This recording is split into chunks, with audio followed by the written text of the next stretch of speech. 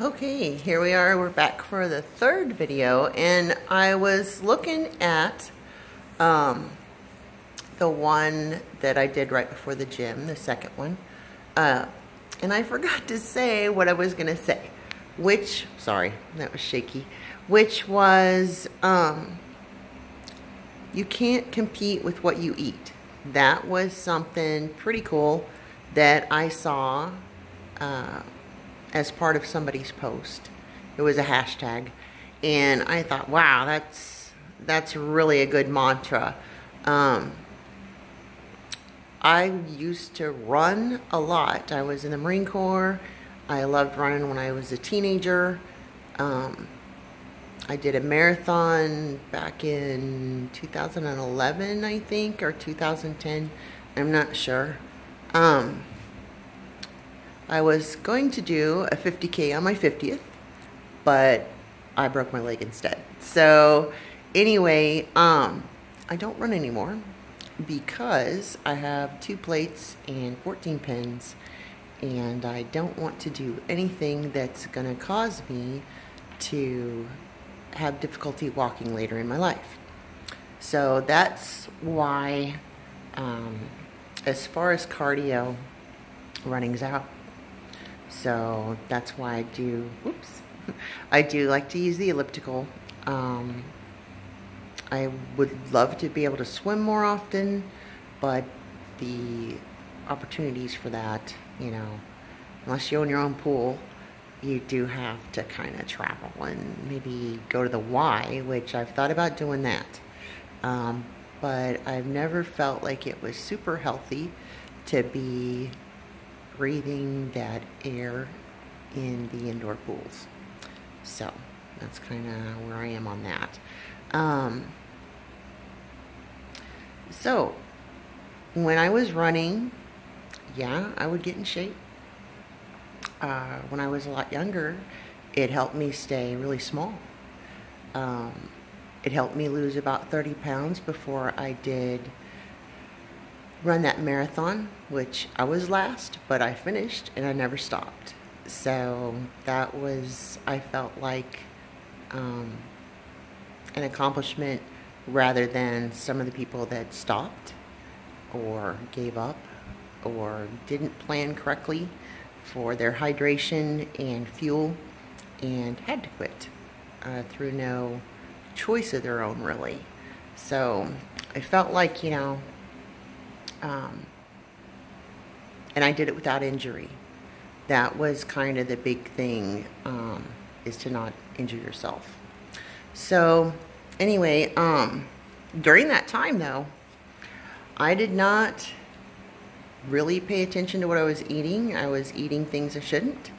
I have what I call the cookie decade, which my son was school age, and lots of baking, lots of cookies, lots of stuff like that. So you know, I don't know, maybe you can do it, but to bake all that stuff, I'm gonna eat some of it. So despite the miles I was putting in on the road, it wasn't really reflected in my physique, I guess you'd say. So that's kind of why I think that you can't compete with what you eat. If you don't fix your nutrition, pretty much all the working out and running in the world isn't going to do a whole lot for you. I was working out pretty regularly a couple years ago, and I made some progress, but again, not really trying to dial in my nutrition to get the full benefit of what I was doing.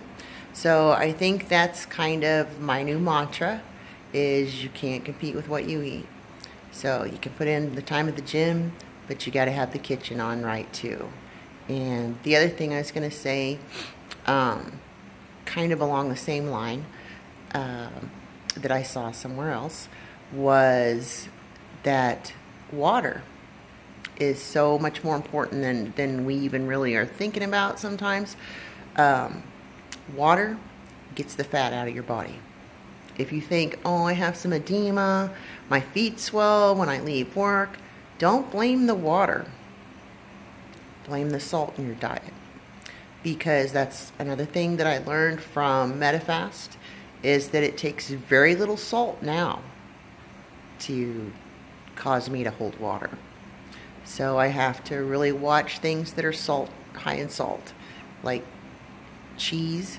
I think that when I had cut out cheese from my nutrition a couple years ago, now that I know more about how things affect me, I think that probably the sodium in the cheese was as much to blame, if not more so, than the fat in the cheese for making such a big difference once I had eliminated them from my diet. So anyway, that is what I was wanting to say, is you can't compete with what you eat. You can't compete with what you eat. So working on better nutrition.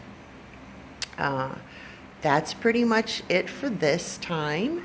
I am going to next do the review of Medifast, Optavia, Take Shape for Life products, and just how it worked for me. So I will do that here in just a few minutes. I did go to the gym for 30 minutes today. I know it's not an hour, but I did join the 30 minutes for 100 days at the gym. So it is going to be kind of a tough thing to do on the days that I work, nights that I work. But I figured out of those 100 days, I only work 3 days, nights a week. So it's not 100 times that's going to affect me. So day 2 was today, 98 to go. So today I just did the elliptical. I think it's important to try to keep your heart rate in the fat burning zone. Depending on your fitness level, it may take a while till you can really tolerate that. I think at our age, to get on there and be like, oh, I'm gonna, get my heart rate up to like 160 and keep it is that a good plan? Not really, okay? Most people are gonna burn fat between 120 to 140 beats a minute. If 120 is uncomfortable for you, don't beat yourself up. Go ahead and do the best you can at 100 or whatever. But most of the time, if you're not in good physical condition, your heart rate's going to get right up there. Today, I was able to stay, it took me about 12 minutes to get up to 120 beats a minute. And then I was able to stay under 140 for the rest of the time. So I think that that's important, to listen to your body and make sure that above all else you're not injuring yourself or doing something that's unsafe for you, because your heart's a muscle too. There was a gentleman on a treadmill next to me. He got on there and he was going pretty fast. I mean, I couldn't see, but going pretty fast. He's probably in his 50s. He was gasping for air most of the time. I think that, yeah, you need to be a little uncomfortable when you work out. You do want to get your heart rate up. You do want to be breathing on a little heavy, but to be gasping for air within 3 or 4 minutes of beginning what you're doing, then you may need to rethink what you're doing. Slow and steady, to keep going and to not injure yourself or cause yourself to have a health crisis, okay? The 20-something might be able to jump on that treadmill and head and run for a year and knock out 5 miles at a 7 to 10 minute mile and do great and have no ill effects, right? As long as they're well hydrated. But that's not the case when we're in our 50s. I think that we need to be cognizant of the fact that our safety is important and work our way up so that we're not injuring our joints, causing some sort of weird cardiac event that nobody wants, right? So I think just kind of watch. This is what I do anyway. Kind of watch. I get myself up to 120 and I stay within 120 to 140.